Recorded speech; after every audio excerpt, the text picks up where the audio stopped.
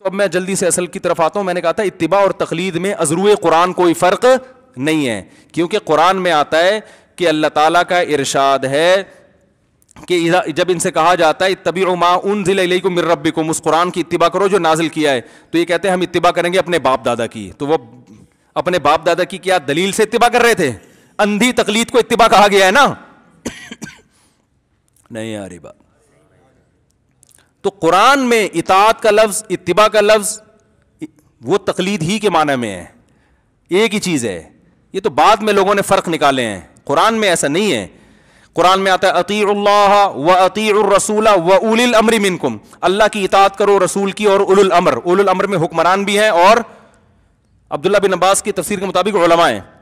اب اللہ کی اطاعت کرو دلیل سے, رسول کی اطاعت کرو گے دلیل سے, تو آگے علماء کی دلیل سے ہے بھائی.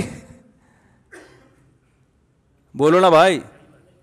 یہ آپ کہہ سکتے ہیں کہ اگر اتنا مفہوم عام ہے کہ علماء کی اتباع کرو تو پھر تو گمراہ علماء بھی ہیں بھائی. تو جس عالم کی بات قرآن و سنت کے خلاف چلی جائے تو پھر تو وہاں ہم کو علماء کی بات ماننے کی اجازت نہیں ہے. یہ بات معقول ہے.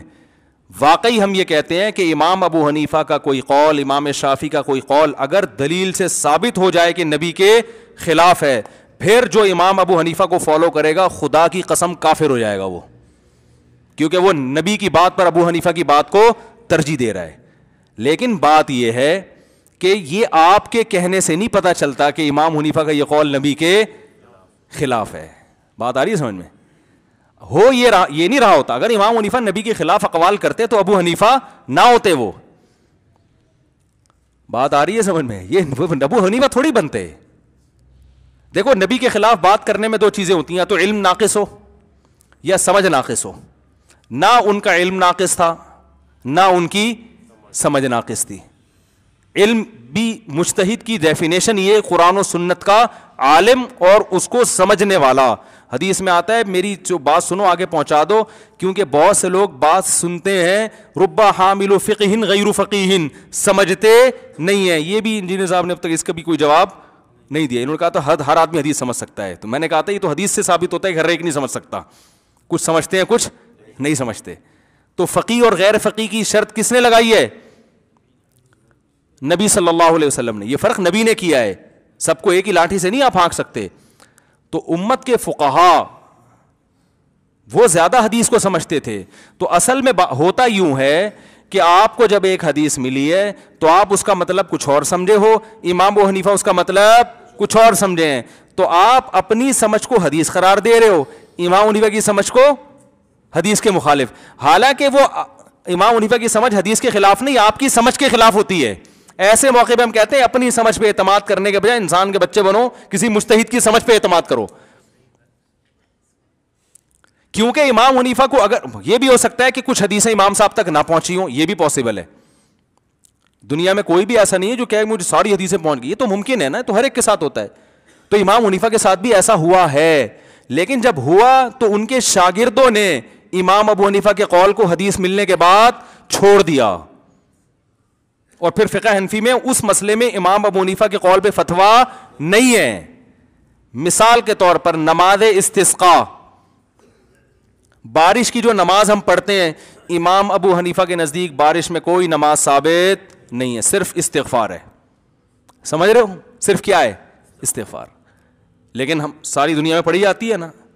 صاحبین کے نزدیک امام صاحب کے جو شاگرد ہیں ابو یوسف اور امام محمد, وہ کہتے ہیں کیونکہ حدیث موجود ہے, تو امام صاحب تک حدیث پہنچی نہیں تھی, تو جب ان حضرات تک پہنچی انہوں نے بولا نا بھائی, کیونکہ یہ ابھی دین تھوڑی آ رہا ہے بھائی, صدیاں ہو چکی ہیں, یہ سب کام پہلے آپ نہیں ہمارے سامنے حوالے پیش کرے ہیں, یہ سب کام پہلے ہو چکا ہے.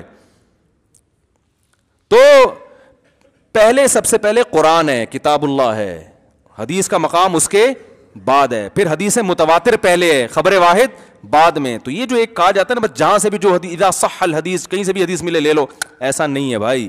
کہیں سے بھی حدیث ملے گی سب سے پہلے قرآن پہ, پھر متواتر حدیث پہ, پھر اس کے بعد تیسرے نمبر پہ. تبھی جو فقہ حنفی کی مشہور کتاب ہے نا, چاروں فقہا کے اصول ہیں حدیث پہ عمل کرنے کے, تو امام حنیفہ کے اصول کیا ہیں, جو علماء احناف کے اصول ہیں وہ یہ ہیں کہ خبر الواحد حجت, خبر واحد حجت ہے چند شرطوں کے ساتھ. نمبر 1, قرآن کے خلاف نہ ہو. نمبر 2 سنت مشہورہ کے خلاف نہ ہو, چاہے بخاری کی حدیث ہو. نمبر 3 ایسی حدیث نہ ہو جس میں ابتلا عام ہو اور نقل کرنے والا ایک ہو. یعنی ایک واقعہ نبی کے دور میں ہوا, سب نے دیکھا, نقل صرف ایک کر رہے ہیں, تو یہ خود اس کی علامت ہے کہ یہ واقعہ یہ بیان کرنے والے سے غلطی ہوئی ہے. دیکھو انڈا موڑ پہ دھماکہ ہو جائے, ایک آدمی آ کے بتا رہے دھماکہ ہوا ہے, بم پھٹا ہے, آپ کہو گے یار صبح سے ایک ہی بندے نے بتایا, یہ بم پھٹنا کوئی ایسا واقعہ تو نہیں جو اکیلے آپ نے سنا ہو. اہمیت بھی ہے اس خبر کی اور سنا بھی سب نے, تو ایک کیوں نقل کر رہا ہے؟ تو اگرچہ وہ کتنا ثقہ ہوگا مگر یہ قابل قبول نہیں ہے. تبھی ہم یہ کہتے ہیں کہ حدیث میں آتا ہے نا, اذا بلغ الماء قلتین لم يحمل الخبث, جب 2 مٹکے پانی ہو جائے نا تو پھر اس میں نجاست گرے تو وہ ناپاک نہیں ہوتا. احناف کہتے ہیں ایسا نہیں ہے, جب تک مائع کثیر اتنا زیادہ پانی کہ جس کو لوگ دیکھنے میں پانی کہیں اس میں تھوڑی سی نجاست گرے گی وہ پانی نہیں ہوگا. 2 مٹکے پانی تھوڑا نہیں ہوتا, زیادہ نہیں ہوتا, تھوڑا ہوتا ہے. 2 مٹکے پانی میں نجاست گرے گی تو وہ پانی کیا ہو جائے گا؟ ناپاک. اب ہمارے خلاف یہ دلیل پیش کرتے ہیں تو صحیح حدیث ہے, آپ اس کو نہیں مانتے. ہم کہتے ہیں بھائی نجاست کا مسئلہ نبی کے دور میں اتنا عام تھا, صبح و شام نمازیں ہوتی تھی, ایک صحابی یہ کیوں روایت کر رہے ہیں؟ اور پھر حضرت عمر کے دور میں ایک واقعہ پیش ہوا, کسی نے اس حدیث سے استدلال کیوں نہیں کیا؟ وہ واقعہ کیا تھا؟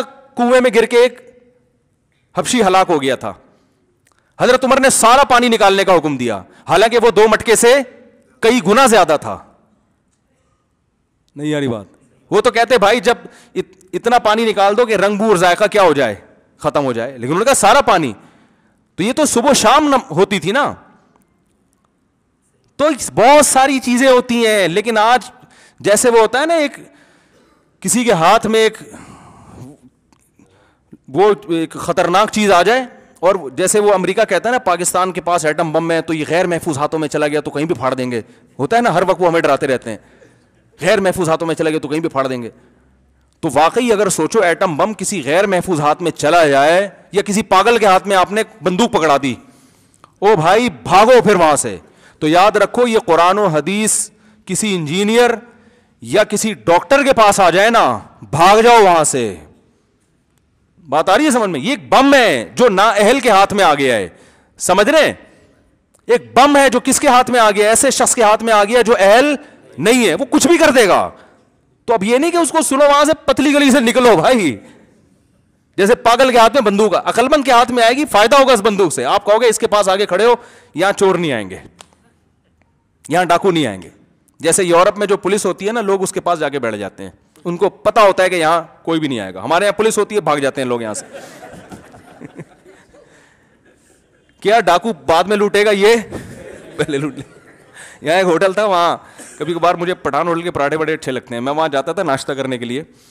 تو وہ پولیس والے بھی موبائل آتی تھی, وہ جو ہوٹل کا مالک ہے نا, وہ دھڑا دھڑ پراٹھے, وہ دھڑا دھڑ چائے. میں نے کہا آپ کا تو آدھا بزنس تو یہیں سے ہو جاتا ہے. انہوں نے کہا کہاں سے ہو جاتا ہے بھائی, 1 روپیہ نہیں دیتے, پراٹھے بھی کھاتے ہیں اور چائے بھی پیتے ہیں. اور تو ہمارے ہاں بھائی سارے پولیس والے ایک جیسے نہیں ہوتے. جو بیان نہیں سن رہے ہیں ان کی بات کر رہا ہوں. کہیں کھڑے ہوئے ہوں تو آپ وہاں سے شارٹ ہو جاتے ہو. تو ایٹم بم محفوظ ہاتھوں میں ہوگا تو ڈیفنس کا سبب بنے گا, بندوق محفوظ ہاتھوں. تو اسی طرح یاد رکھو قرآن و حدیث اس کے اہل کے پاس جب ہوتا ہے تو وہ پھر صحیح گائیڈنس ملتی ہے. جب نا اہلوں کے ہاتھ میں آ گیا نا, سعودی عرب میں کوئی نہیں ہے ایسا, آپ کو نہیں ملے گا کہ سعودی عرب میں کوئی بھی ڈاکٹر جو ایک میڈیکل سائنس کا ڈاکٹر ہے وہ لوگوں کو فتوے دے رہا ہو. کبھی سنا آپ نے؟ وہاں گورنمنٹ کنٹرول کرتی ہے, ہمارے ہاں گورنمنٹ کنٹرول نہیں کرتی. لہٰذا کوئی بھی اٹھے, غامدی صاحب جیسے لوگ بھی پیدا ہو رہے ہیں, کو آج نیا فتویٰ کسی نے بھیجا کہ وہ عورت بھی امامت کرا سکتی ہے, اس کے ناجائز ہونے کی کوئی دلیل نہیں ہے. اب ان کو دلیل یہ چاہیے کہ نبی نے منع کیا ہو کہ عورت امامت نہیں کرے. ان کے یعنی باقاعدہ ایسا تھوڑی ہے بھائی, صحابہ میں کہیں بھی نہیں ہوا کہ کسی عورت نے امامت. امی عائشہ نے غلام کو نماز پڑھائی ہے, غلام کے ساتھ نماز پڑھی تو غلام کو امام بنایا, جو ان کا غلام تھا, صحیح ہے نا, اس کو امام بنایا ہے. تو یہ کہہ سکتے ہیں کہ بنایا ہے, لیکن یہ تو نہیں کہا کہ خود نہیں بن سکتی. کون سا ایسے تو بھائی کچھ بھی. تو ان لوگوں کو یہی کہا جائے گا بھائی اجماع امت ہے, پوری امت کا اجماع ہے کہ عورت امامت نہیں کر سکتی. حدیث میں آتا ہے اخیرہن من حیث اخرہن اللہ, اللہ نے بھی عورت کا ذکر قرآن میں ہمیشہ مرد کے بعد کیا ہے, تو صفوں میں بھی عورت مرد سے پیچھے کھڑی ہوگی. تو نہیں ہوتی, محاذات میں آ جائے نا مرد کی نماز باطل ہے. اور یہ مرد, اللہ نے مرد کو مقام دیا. تبھی میں کہتا ہوں گھر جا کے جب مسجد میں جماعت چھوٹ جائے تو گھر میں بیوی کو نماز پڑھا لیا کرو, اس بہانے آگے کھڑے ہو جاؤ گے تھوڑی دیر کے لیے, اور جیسے جیسے کہو گے وہ کرتی رہے گی. آپ یوں کرو گے اللہ اکبر, وہ بھی کر لے گی. کتنا اچھا فیل ہوگا نا. رکوع میں جاؤ گے وہ بھی چلی جائے گی, سلام پھیرو گے وہ بھی. تو 5 منٹ کے لیے تو آپ کو یہ محسوس ہوگا میری بیوی میرا سنتی ہے, الحمدللہ میرا کہنا مانتی ہے. اس کے بعد سلام کے بعد پھر بھاگ جاؤ وہاں سے. تو غامدی صاحب کہہ رہے ہیں یہاں بھی ہم بیگم کو کیا کر دیں, ایک ہی جگہ رہ گئی ہے یار جہاں آدمی اپنی مردانگی ظاہر کرتا ہے, آپ نے وہاں بھی عورت کو کیا بنا دیا, امام بنا. تو یہ ہوگا مارکیٹ میں. تو اتباع تقلید ایک ہی چیز ہے. باقی کوئی کہتے ہیں فلاں نے لکھا ہے, فرق ہے, لکھنے دو.